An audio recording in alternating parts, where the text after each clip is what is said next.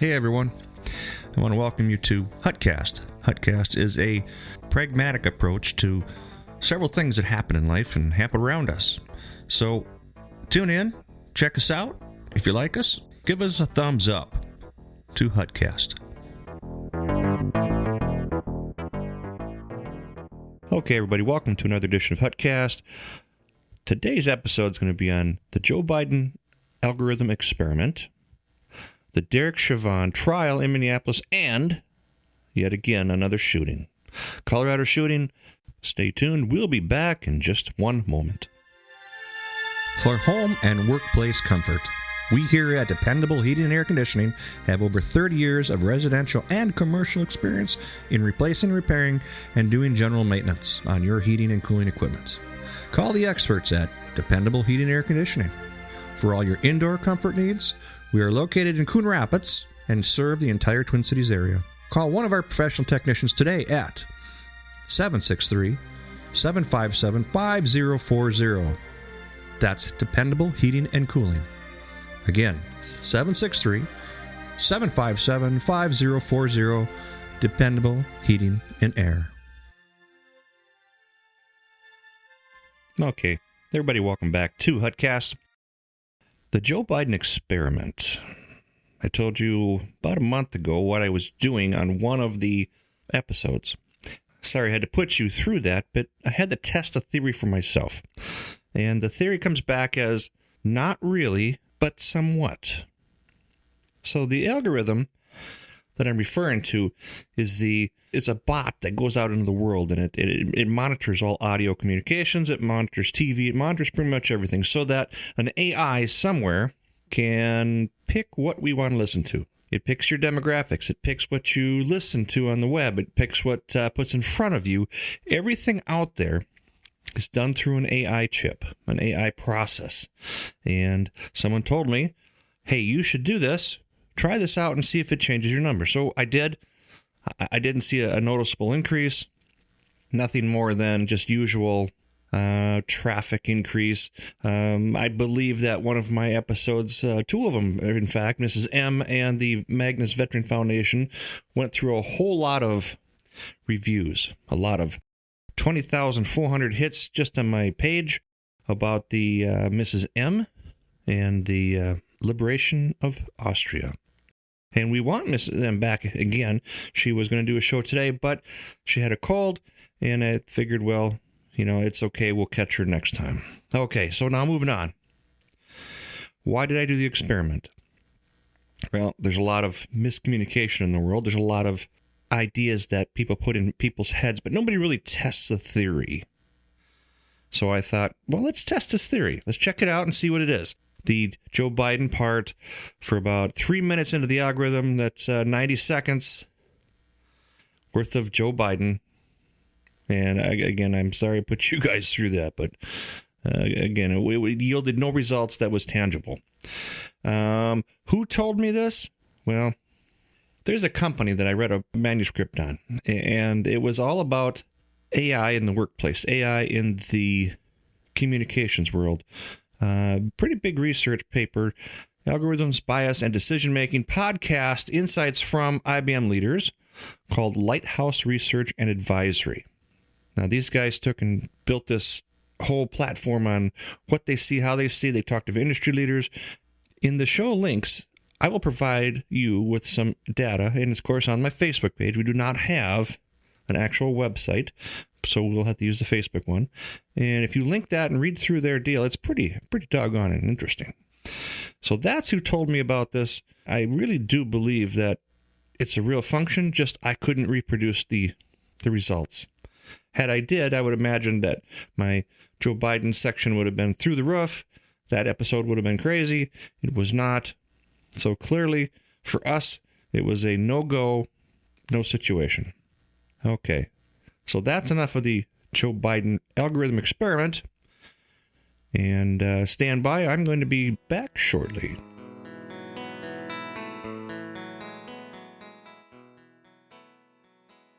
I'd like to talk to you today about security, home security, business security. We here at ProTech Security care about your safety. We've been keeping honest people honest, we like to say, and give the dishonest people something to think about. For over 20 years, not only provide high-tech security systems for your home and business, we also provide basic network and router management, LAN, and Wi-Fi for our residential customers. Support audio and video monitoring systems, card access, security systems, cellular phone amplifiers, home entertainment systems, and much, much more. We have experienced technicians that will design a system that will work for you. We are located in Osseo, Minnesota, and are waiting to design a system to meet all your specifications. That's right, ProTech Security. Give us a call, 763-493-2020. We are pro at keeping honest people honest. ProTech Security, 763-493-2020. ProTech Security Systems. Okay, guys. Thanks for coming back. Now we're going to start talking about Derrick Shavon Trial in Minneapolis. If you guys don't know, tomorrow marks the opening statements of the defense and the prosecution. That's going to be a thing, isn't it? I can't imagine where they're going to go with this because of these gross injustice of the way this guy was killed. I can't even begin, but I'm going to stay tuned to this, and I'm going to keep you guys informed. So I don't know, if you getting this in Africa or if you're getting this over in England or wherever you are. I'm sure there's plenty of news over there, but this is in my hometown, and we're pretty right on top of things here. So if you're listening from other countries, again, we're in 20-some countries, and we have a ton of listeners. Thank you. You are the people that listen. So they start this tomorrow, and we're going to talk about a couple of key points here that just totally blow my mind. And I can't figure out for the life of me who put this out there. So the city settled with George Floyd and his family. $27 million. That's $7 million more than the Noor trial. The Noor trial, he executed that gal.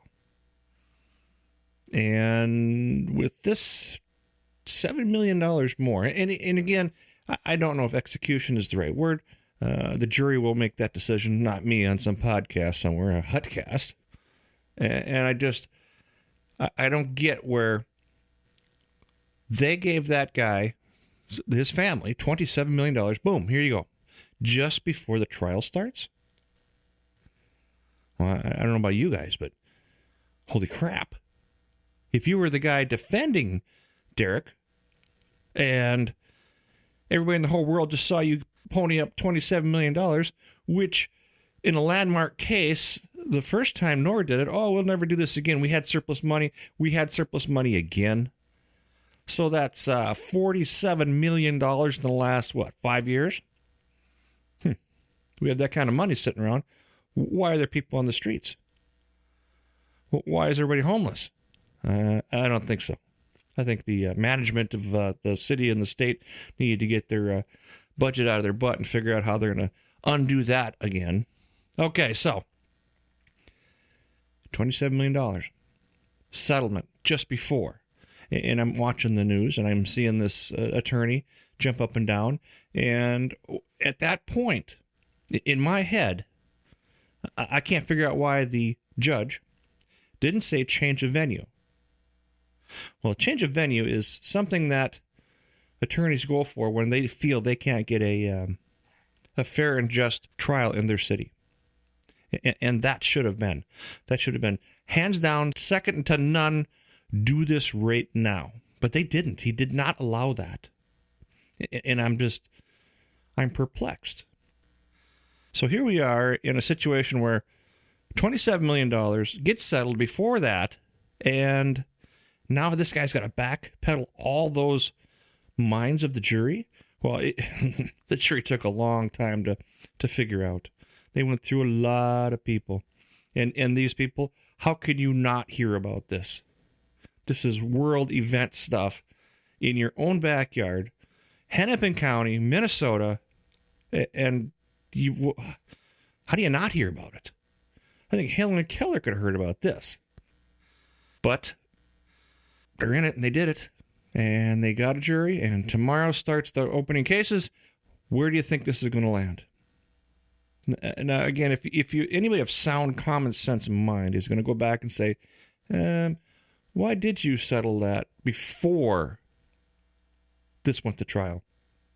Before the other two got charges dropped or whatever they're going to do with the other two officers. Again, Shavon was the TO. That's training officer. The other two were new guys out in the field. You ain't going to tell your TO what you're not going to do and going to do. This guy's killing this guy. He's got his knee on his neck. He's full of fentanyl. There ain't nothing he can do to save him. I don't know if they were waiting for an ambulance. I don't know if they were waiting for backup. I mean, what was Derrick doing just sitting there? I mean, it don't make sense to me. He's got his knee on his neck. He's holding his hand. George is hollering, I can't breathe. The first rule of any cop is preserve life. I talk to all my cop buddies, period. You will preserve life no matter what. Okay? So why is he holding them there? I don't know what that is. I mean, again, the trial will bring that forth. And there's a lot of people in the world waiting to hear that question. So that leads me to the next segue. He didn't change the venue. It's going to be here. I guess if I was a judge in this city, would I want another city to have to deal with this mess? Man, I couldn't tell you. Now, the next segment about dealing with this mess. I happen to know some pretty good cop buddies downtown. And they're not afraid to say what they say. They just can't say it on record. So here's how this goes. Their comments about the security around the government building is astonishing. You've got the feds involved, you've got state involved, you've got, of course, state troopers, you've got the city police, you got all these people involved. So the city guys, they put up a fence no bigger than a chicken wire. You could push that over in the blink of an eye. The feds come in, and they got a whole different game. They've got jersey wall, they've got big steel tubes, they've got, it's like the Corvette to the Chevette is fences. And the city guys are going, what are we doing here if we can't even compete to protect this environment? And that's their thought. They're like, why are we here? The feds have got this wrapped up. And pretty much, if you were the trial judge, would you not want the feds involved to handle security, seeing how you just put one of their own on trial? Man, I don't even know that dichotomy of that. But they are going to do it, and they're going to assist the feds. And the official order comes down from the top to the city police, the same city police that this Derrick is involved with. That there's going to be zero confrontation. Mind your P's and Q's. Avoid if possible. We don't want this to escalate. And we all know what escalation does in Minneapolis. We've seen that last summer. There's a whole lot of escalation. The police downtown, they are so upset with how everything's being handled. They have lost complete confidence in their upper management. They can't even begin to believe that they're even a part of this crap sandwich.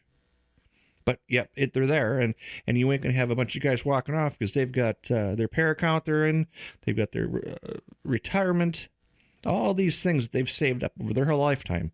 They're not just gonna walk away from. They have to get their out and go. But a lot of them do not want to be there, and with just cause. I don't blame them at all. The autonomous zone, we had a previous senator who was going to be on, and he lives in this autonomous zone, and all he wants to do is blame Republicans for what happened. Well, hold on here.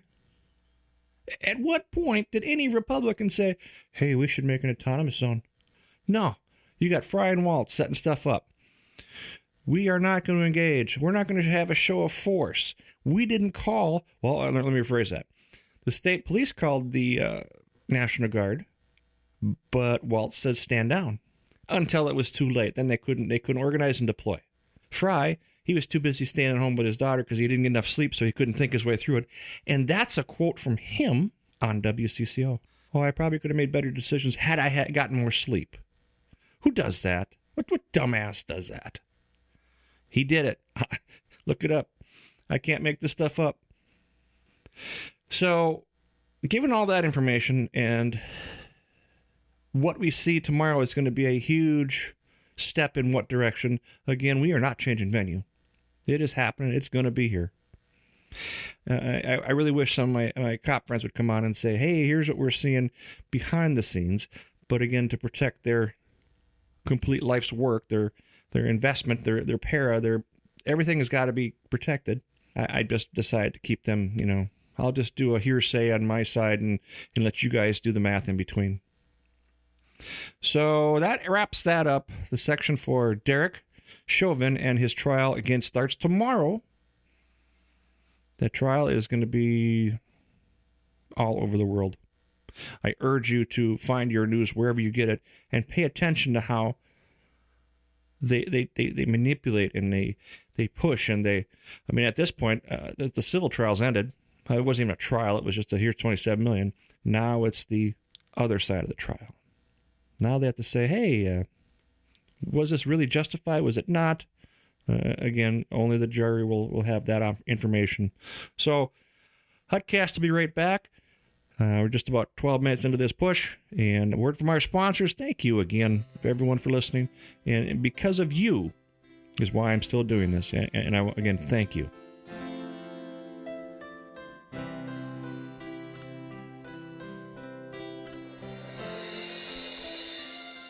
In today's busy world, staying healthy and alert have become essential for those of us who want to get the most out of ourselves. So before you reach for that energy drink, ask yourself, are you really giving your body the best? If you want the energy without the jitters that commonly come from today's most popular energy drinks, then reach for something better. Reach for Super Fuel. Super Fuel is made by Casmo Incorporated. Super Fuel is a healthy boost. Super Fuel is made with vitamins B6, B12, and taurine, that is a amino acid that aids in weight loss and protects heart tissue. Beetroot powder and other healthy ingredients that will give you a quick, healthy boost. Make Super Fuel a great tasting, low-calorie addition to your daily regimen. Super Fuel by Casmo Incorporated. It can be ordered by visiting our website at www.superfuel.me or calling 833-383-5912. That's right, Super Fuel by Casmo Incorporated at www.superfuel.me or calling 833-383-5912. Super Fuel.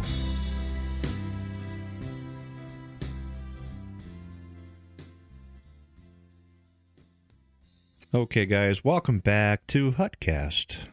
This next one's pretty close to me. Here's why.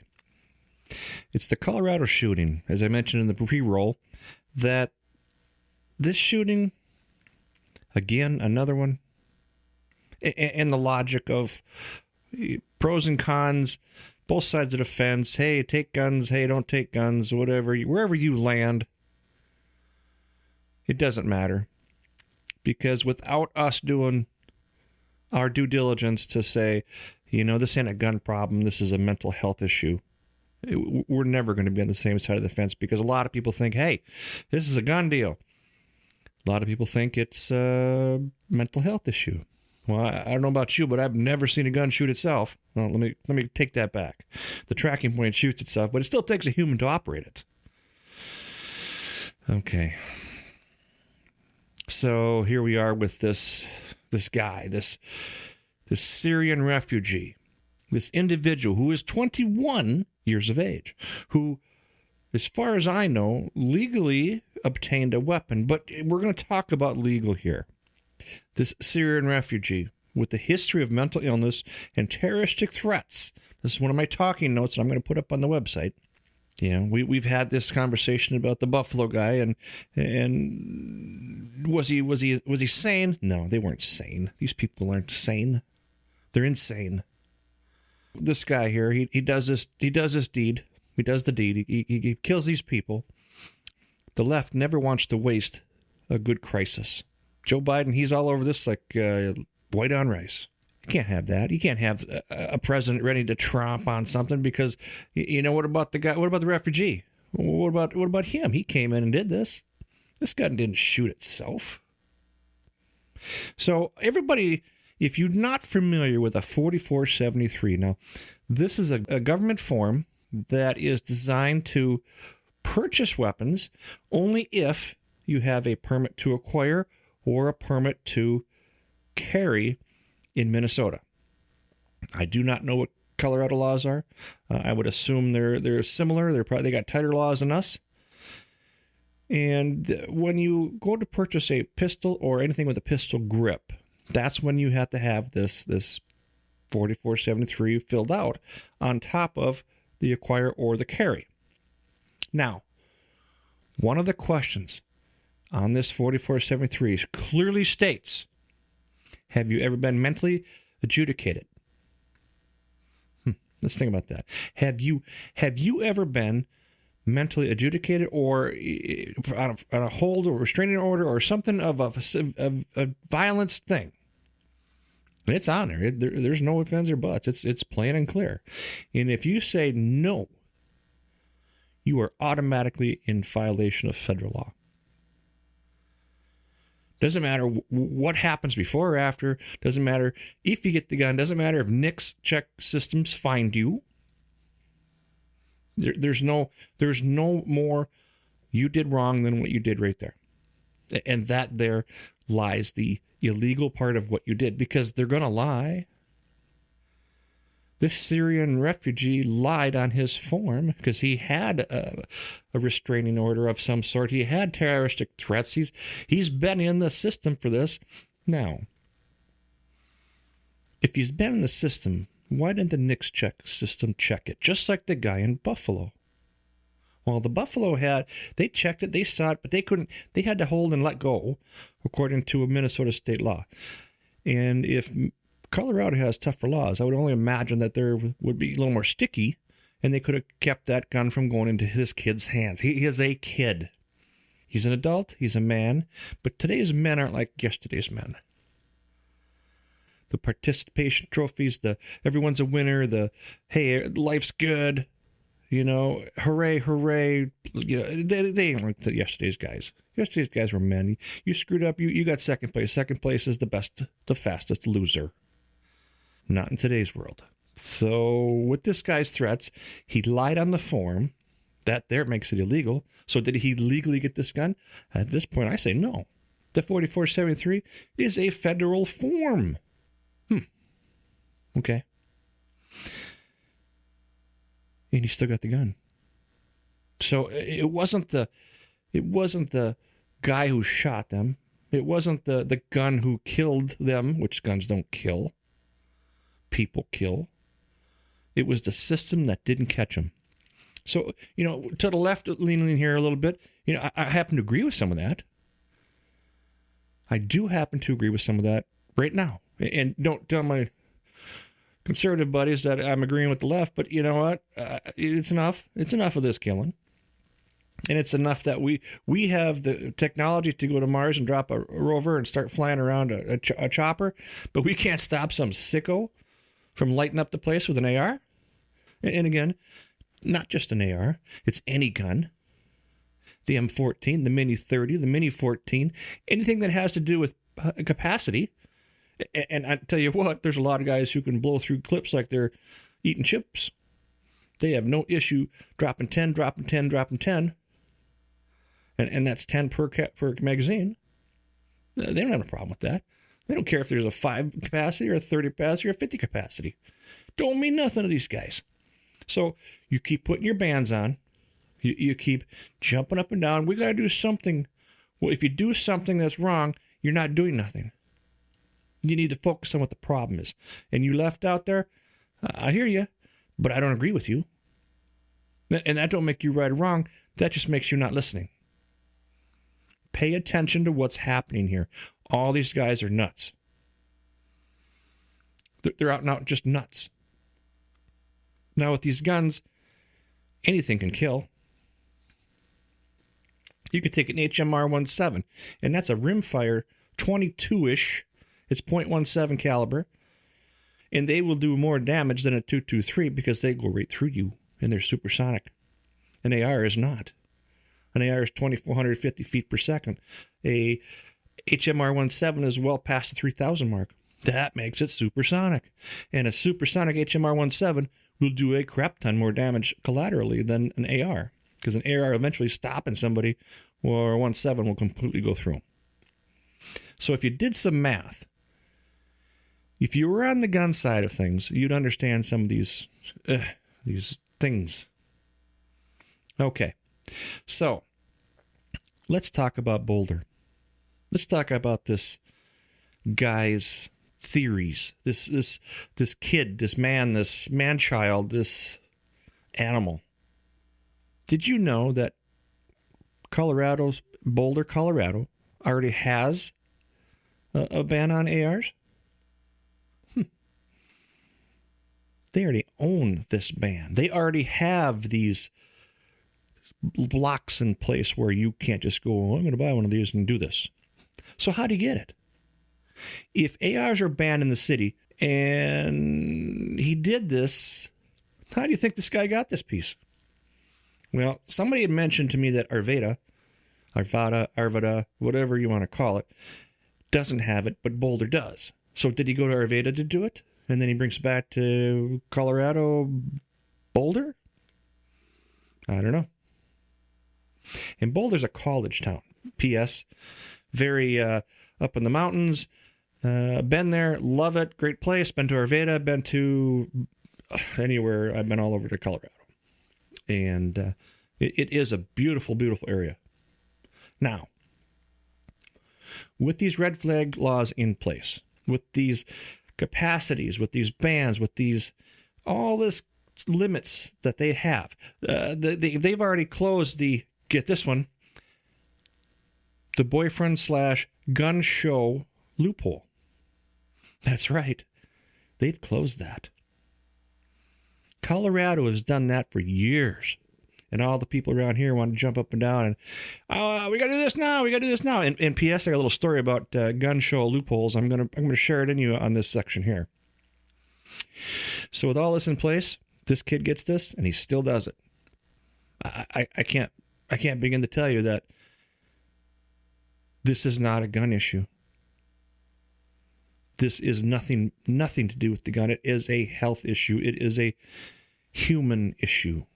Now, this loophole, without saying names, there is a company in the cities here that houses and does these events, these shows events.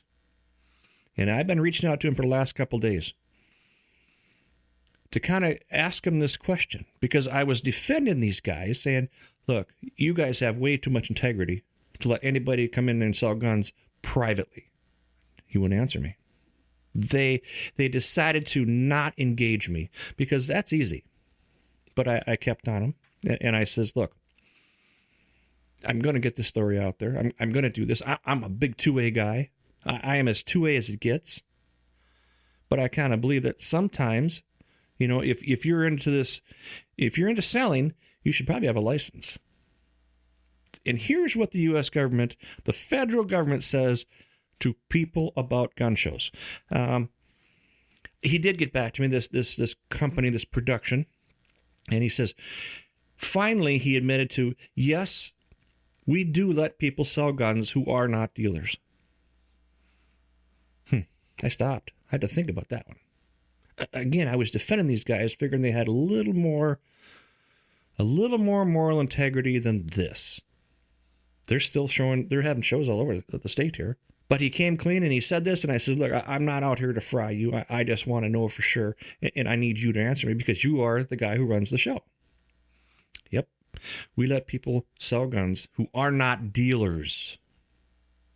Now, as a dealer, I kind of take offense to that. Now, here's why. Our federal government, the ATF, Alcohol, Tobacco, and Firearms, states you will need a license if you repetitively sell firearms for the principal motive of making profit. Now, let's quantify that. If you're in the business of selling guns, now if you're a guy who wants to have a big collection and you just like to flip guns and do whatever, and you just like them because you like them, you know what? The government should not be involved in that, and I agree with that 1,000%. However, if you're a guy who don't want to go and apply for the license and just want to call it under the shroud of this, then you're illegal. It's illegal for you to sell firearms. And that can go down as little as 2 guns that you're going to make profit on. That's right, just 2. So this guy goes in, sets up under the premise that I want to sell my personal collection. Well, of course it's personal because you don't have a license. You can't make it in your A&D books, acquisitions and dispositions. You don't have one. You don't need one. So everything is personal at this point. But you are engaged in the profit, the for-profit, to buy and sell weapons. That right there is illegal, according to the law. Now, this can be really easily looked up. In my show notes, I have copy-pasted from the ATF this general ruling. And it's pretty doggone interesting, which we knew as a gun dealer for many years. We knew this, and we wanted to play by the law.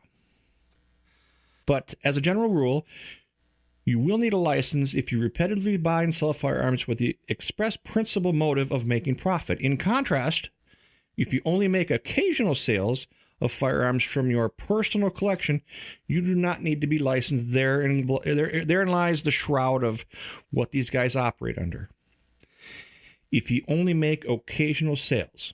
Now, if I was this production company and I had a little more morals than they did at this point in time, not just someone to sell tables to and have a draw, I would make everybody at this show be an FFL, because at that point, everyone gets a check.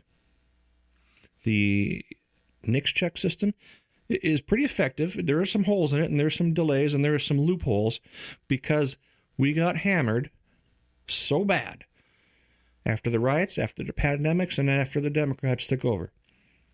The gun business world went stupid. You couldn't get information. You couldn't get ammunition. You couldn't get guns. You get what you get, and you don't throw a fit, because that's how it was out in the world. It was the Wild West. Hey, you got a gun worth $500. It's now worth $1,000. And now this opens it up for more of these personal collection guys. So they buy a bunch of guns, and they have a permit to acquire or purchase. You know they do, because they're buying guns. And they're buying them from dealers. They're buying them from wherever. Now they flip on this gun. Okay? You just broke the law. Who is checking this? Where's the ATF? Where's the Minneapolis branch of the ATF saying, hey, you're at every show. You're doing this all the time. At every show you're doing this, and you're selling this for profit. You come with us. We're going to have a conversation downtown, as they should. But there is going to be that one guy out of 1,000 that really does have a show once in a while, goes for once a year, twice a year, whatever, and sells his products. Or not his products, but his overstock, his inventory, whatever he wants to do. I know that kind of let out there in long term. I kind of threw it around quite a bit, but I needed you to understand what determining of whether engages in business dealing with firearms is. And you need to get that like big time through your head. Now, as a general rule, they say, as a general rule, they don't have any good intel. It's just kind of as a general rule, you need that license to do certain things. Wherever these guys are getting their guns from, I mean, how do you get them? How do you get that many guns? If you think about it, you can get half as many guns, charge twice as much as there should be, still make a profit, and you prey on the guys who cannot get a carry or an acquire, or the legal means of which you buy a gun. So that's how they play that game. I also included that link from the ATF. Don't forget that. It's on the Facebook site. So you can go right through the checklist of what deems and what doesn't deem. Again, you lefties out there who do listen, and I know you're listening. That's okay. Listen away. This ain't a gun problem. Never was. Let's start talking the real problem here. Let's start talking about these guys, these people, these animals. Let's get inside their heads. Let's have the ATF go to these shows and close this loophole, which I'm shocked we have one. I knew of it. I just couldn't believe it until I actually dug into it for myself. And when this guy come back, and I kind of look up to this guy, yeah, we do that. I thought, man, wrong gig. I don't even like you anymore. So there is a loophole. And again, I am a Second Amendment guy, big time, and I am so for buying and selling your personal inventory, your personal stock. But if you turn it into a job, that's why the rest of us got licenses. Okay, we are almost 19 minutes into this run. I want you to sit back and just kick back at what we talked about today and think about just the craziness of what's going on in this world. I hope in the future here we'll be able to cover the Derrick trial a little nicer. I'm trying to obtain some information on the inside of some of these guys, some bailiffs / some whatevers, and maybe I can get the drop on a lot of the news companies that don't even have this kind of information. So, but I wouldn't put nobody in harm's way by doing that. I would just have some, for instance, situations. Thanks for listening tonight. This is Hutcast. Have a pleasant afternoon, day, night, or wherever it is you're listening.